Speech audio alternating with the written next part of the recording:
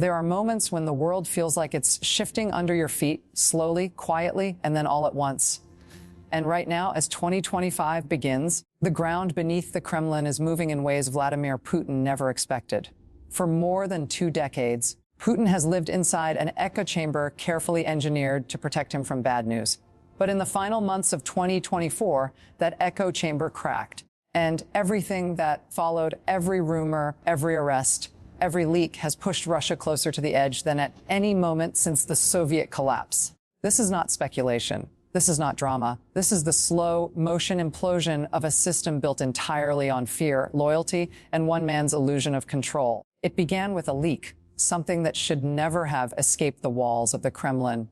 A NATO report, not new, not shocking, but deadly in its timing. It suggested Russia's top generals were privately acknowledging the war was unsustainable. And the moment that report circulated, Putin's inner circle began to splinter. Some dismissed it, some panicked, and some saw it as an opportunity. Because inside an authoritarian state, information is currency, and whoever controls the information controls the future. Putin immediately demanded answers. He wanted names. He wanted someone to blame. But the truth was far more dangerous. The leak didn't come from NATO. It came from inside Russia's own military establishment. That was the first red flag. The second came days later, when top members of Russia's elite began quietly leaving Moscow, some on business trips, others on sudden vacations, many with their families. These weren't dissidents or activists. These were Kremlin insiders, people who had spent years benefiting from the system, now trying to get out before it collapsed on top of them. And when Putin realized some of these departures appeared coordinated, he turned inward. He turned paranoid. He demanded audits, interrogations, loyalty oaths. The walls were closing in, and he knew it. Behind closed doors, it was chaos. Generals stopped sharing information with one another. Ministries began protecting their own budgets. Intelligence officers started whispering about who might be arrested next. The Kremlin had seen panic before, but this was different. This was fear from the top down. And as the panic spread, Putin responded the only way he knows how. He tightened the screws. Suddenly, senior figures were detained for questioning. Homes were raided. Phones were seized. Kremlin guards were rotated without warning. By early December, Moscow looked less like a capital city and more like a fortress under siege. Except the threat wasn't outside the walls. The threat was inside them.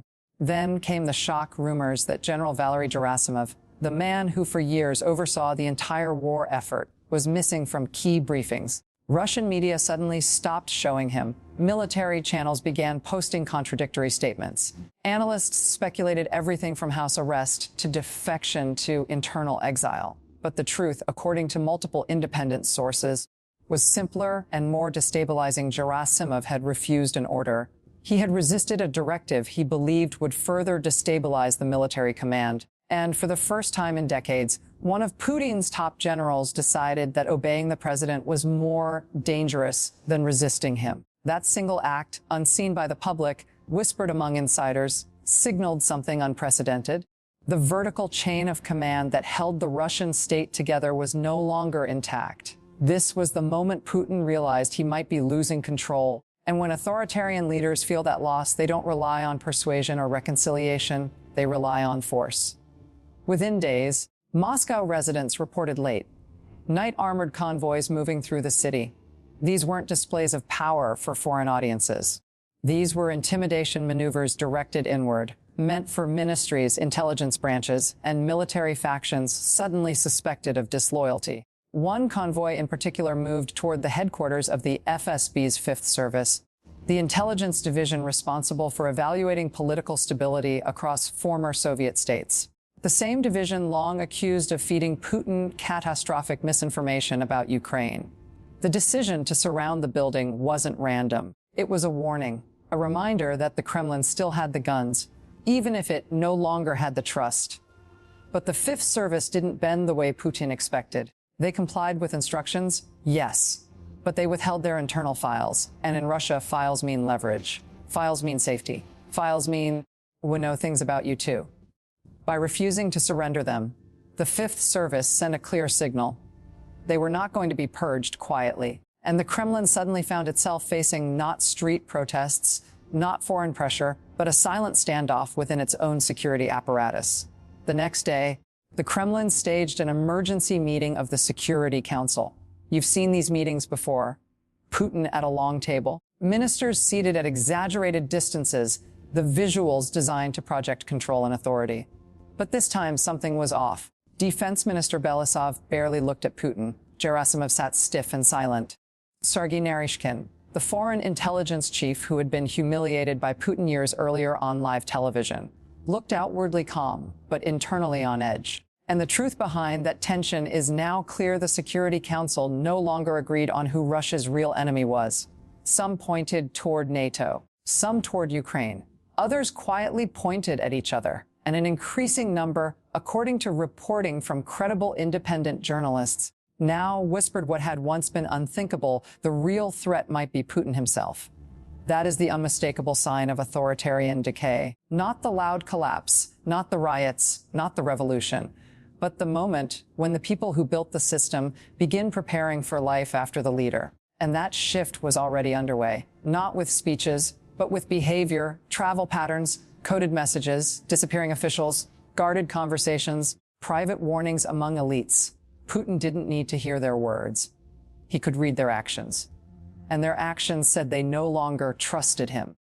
Then came the internal leak that changed everything. A classified document indicating Russia's war capacity was deteriorating far faster than officials admitted. Ammunition shortages, personnel losses, equipment failures, deadlines the military could no longer meet. The Kremlin called the document fake, but several Western intelligence agencies confirmed the numbers matched intercepted communications. Someone inside the government had leaked it deliberately, not to expose Putin, but to warn the elite. The ship is sinking. If you want a future, move now. That's when the defections began. Quiet defections, not public, not ideological, self-preservation defections. Oligarchs moving their families abroad, ministers moving funds offshore, generals requesting medical leave, security officials asking discreet questions about exit strategies, and in the middle of this quiet exodus, Putin made the most revealing mistake of his career. He hesitated. Faced with pressure to purge an entire military district command, he froze. He delayed. He canceled a major televised appearance. He blinked. That moment was more important than any rumor, any leak, any arrest. Because for the first time in 20 years, the elite saw fear in Putin. They saw hesitation. And in a system built on strength, hesitation is deadly. It signals vulnerability. It signals opportunity. It signals that the once unquestioned center of power no longer believes in its own invincibility. And from that moment on, the system began to shift. Not loudly, not publicly, but decisively. Putin still sits in the same chair. He still holds the same title. But something fundamental has changed. The loyalty that once bound his inner circle is now conditional, transactional, fragile.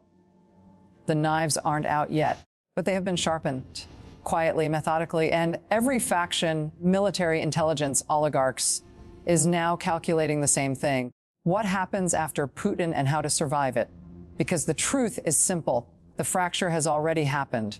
The regime is still standing, but its foundation is cracked. And in Moscow, everyone who matters knows it. The only question left is when the break becomes visible, and who moves first when it does.